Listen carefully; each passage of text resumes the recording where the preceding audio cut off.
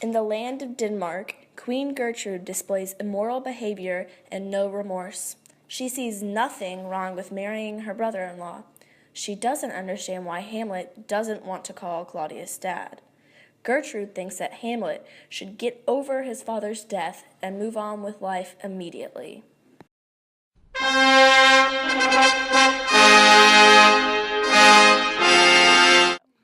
He will come straight, look you lay home to him. Tell him his pranks have been too broad to bear with him, and that your grace hath screened and stood between much heat and him. I'll silence me even here. Pray you be round with him. Mother! Mother! Mother! I warn you, fear me not. Withdraw, I hear him coming.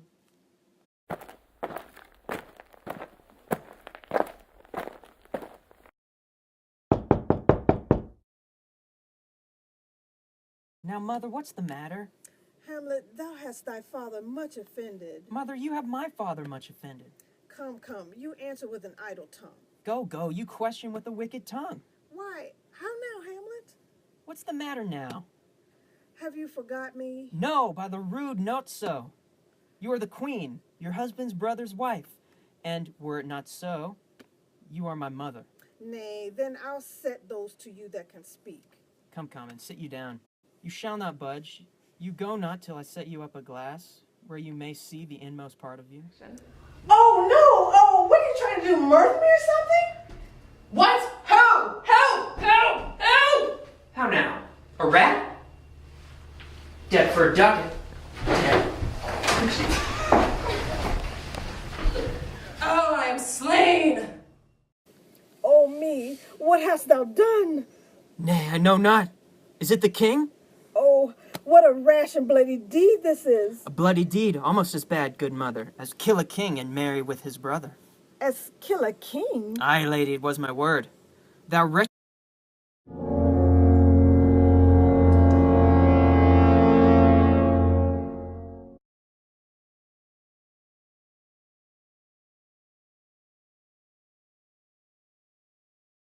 rash, intruding fool, farewell, I took thee for thy better. Take thy fortune, thou foundst to be too busy in some danger. Leave wringing of your hands, peace, sit you down, and let me wring your heart.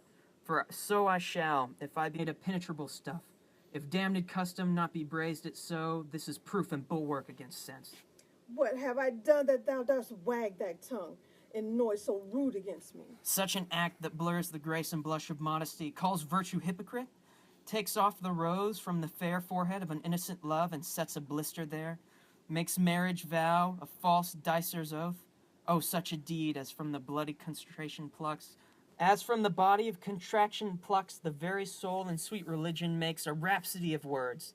Heaven's faith doth glow, yea, this solidity and compound mass with tristful visage as against the doom is thought sick at the act.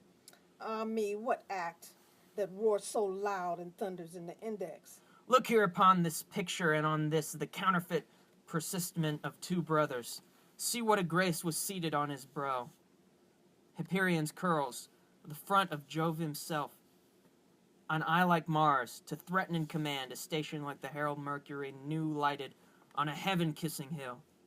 A combination and a form indeed, where every god did seem to set his seal, to give the world of assurance to men. This was your husband? Look you now what follows. Here is your husband, like a mildewed ear, blasting his wholesome brother. Have you eyes? Could you on this fair mountain leave to feed and batten on this moor? Ha! Have you eyes, you cannot call it love, for at your age the heyday in blood is tame. It's humble and it waits upon judgment, and what judgment would step from this to this? So you have, else could you not have motion. But sure that sense is apoplexed, for madness would not err, nor sense to ecstasy would ne'er so thrall, but it reserves some quantity of choice to serve in such a difference. What devil wasn't that thus has cozened you at hoodlum blind? Eyes without feeling, feeling without sight, ears without hands or eyes, smelling sans all, or but a sickly part of one true sense, could not so mope. Oh shame! Where is thy blush? Rebellious hell, if thou canst mutine a matron's bones, to flaming youth let virtue be as wax and melt in her own fire.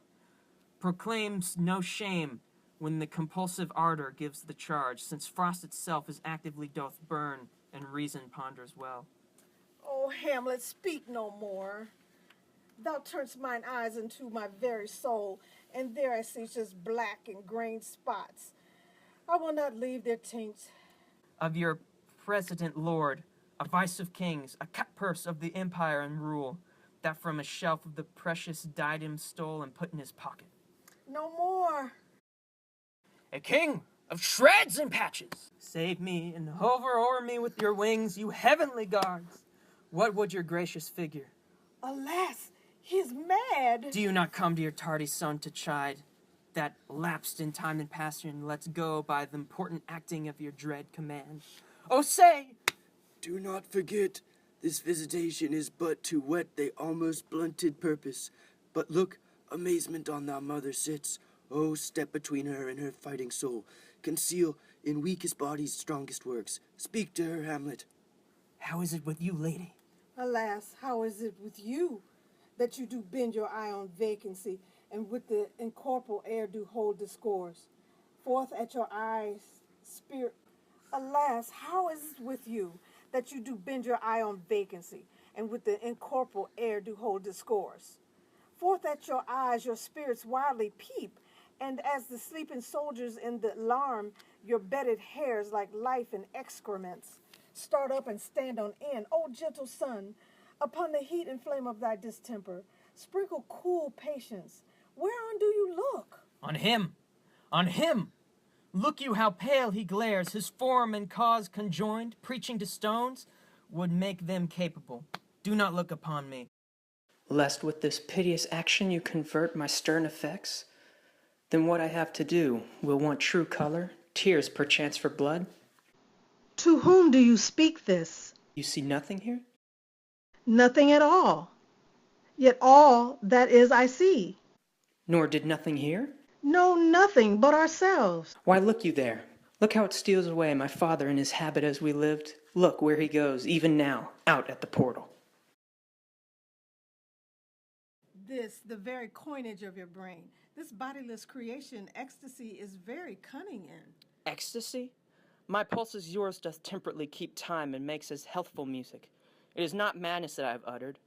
Bring me to the test, and I the matter will reward, which madness would gamble from. Mother, for love of grace, lay not that flattering unction to your soul, that not your trespass but my madness speaks.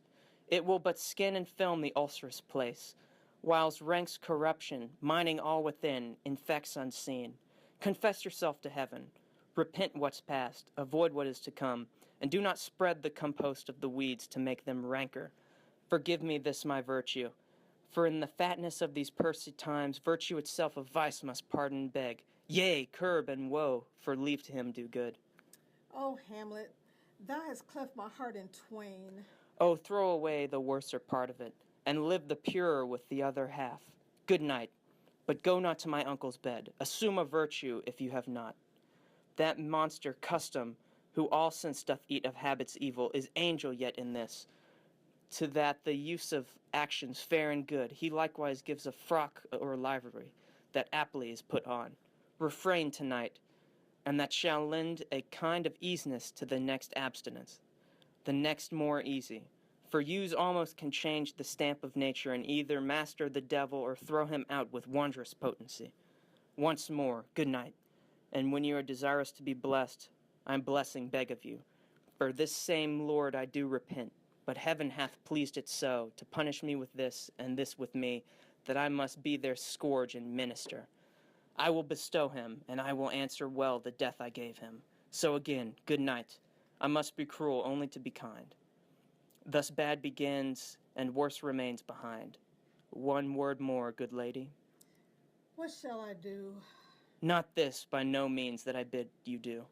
Let the bloat king tempt you again to bed, pinch wanton on your cheek, call you his mouse, and let him, a pair of reechy kisses, or paddling in your neck with his damned fingers, make you ravel all this matter out. That I essentially am not in madness, but mad in craft.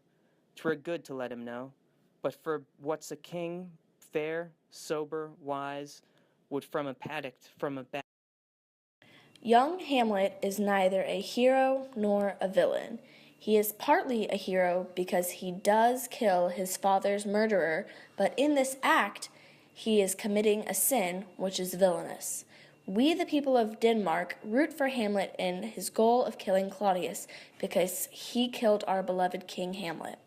The people sympathize further that his mother is not supportive of his need of a grievance period.